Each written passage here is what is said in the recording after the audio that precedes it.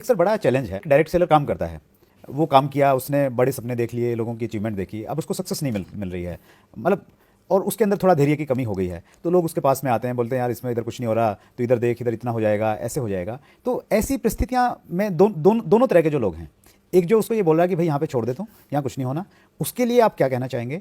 और दूसरा व्यक्ति जो कंफ्यूज है बेचारा, और जो बहक जाता है कहीं ना कहीं, वो दूसरी जगह जाता है, फिर तीसरी जगह जाता है, फिर चौथी जगह जाता है, उन दोनों को आप क्या संदेश देना चाहेंगे?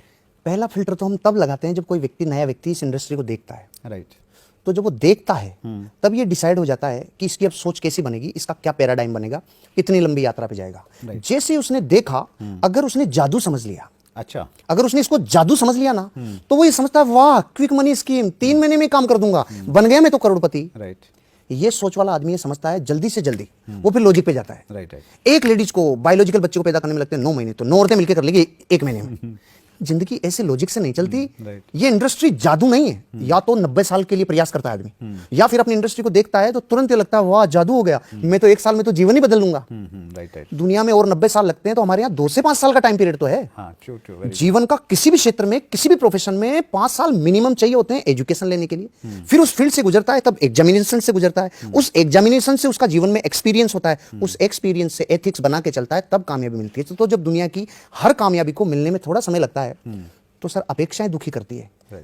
उसने समझ ये रखा है 3 महीने में करोड़पति बन जाऊंगा। मतलब डायरेक्ट सेलर के लिए, नए डायरेक्ट सेलर के लिए संदेश ये है कि भाई यहाँ पे टाइम लगेगा, ये भी बिजनेस है, धरती पे पांव रख के करना है, बस ये है पॉसिबिलिटीज। ये प्रिंसिपल ऑफ कंपाउंडिंग पे चलता है। ये चाइनीज बेम्बो ट्री के ऊपर चलता है। यहाँ पसीना है शुरू में, यहाँ ताकत तो जैसे रॉकेट जाते टाइम पूरे इंजन लगने पड़ते हैं ना, पूरी उतनी है, लेकिन एक स्टेज के बाद स्मूथ हो जाएगा। कंपाउंडिंग के प्रिंसिपल पे काम करता है, द्विगुणित होता हुआ चलता है। राजा की मदद कर दी किसी एक आदमी ने। अच्छा। और राजा की मदद करते राजा ने बोला बोल तुझे क्या चाहिए। अच्छा। सारे राजा इसीलिए तो कंगाल हो गए, क्योंकि सबको ये बोला रहा है तो बोल तुझे क्या चाहिए। अच्छा, हाँ। उसने बोला राजा जी मैं तो गरीब आदमी, मुझे कुछ नहीं चाहिए, मुझे थोड़े से चावल दे दो। अच्छा। तो राजा ने बोला अरे तेरे सामने राजा स्वयं था और तू चावल मांग रहा है, क्या आप दे दो। कि कितने चाहिए? कि ये जो आप शतरंज खेल रहे हो ना, हाँ। इसके जितने खाने हैं ना, उस पे पहले पे 1 चावल, फिर 2 चावल, फिर 4 चावल, फिर 8 चावल, फिर 16 चावल, गुणात्मक रूप से ऐसे करते हुए डबल करते दे दो। अरे कि बस मुनीम जी दे दो। मुनीम जी मुनीम था, राजा था, मुनीम का दिमाग काम करता है कि राजा जी थोड़ा सोच समझ गया, तू दे दे। मुनीम ने काउंट किया, 20वें तक तो राज्य में चावल खत्म हो चुका था। अच्छा। और 64वें खाने के ऊपर जितना चावल बनता है, हाँ। वो डिजिट दानों में जो आती है, वो आती है 20 डिजिट, जहां अरब खरब नील पद्म संघ के बाद प्रकाश वर्ष गया। हाँ। और पहाड़ माउंट एवरेस्ट से डबल हाइट का बनता है। अच्छा। तब राजा का अहंकार मिट्टी में मिला। ये हमारा बिजनेस भी, डायरेक्ट सेलिंग इंडस्ट्री भी कंपाउंडिंग प्रिंसिपल पे काम करती है। लेकिन कंपाउंडिंग का मतलब है कि शुरू में 1 दाना है, 1 में और 64 में गैप कितना बड़ा है। 1 दाना, 2 दाने, 4 दाने, तो नहीं धैर्य रखने, मरवा दिया है, 4 दानों के लिए आया था क्या।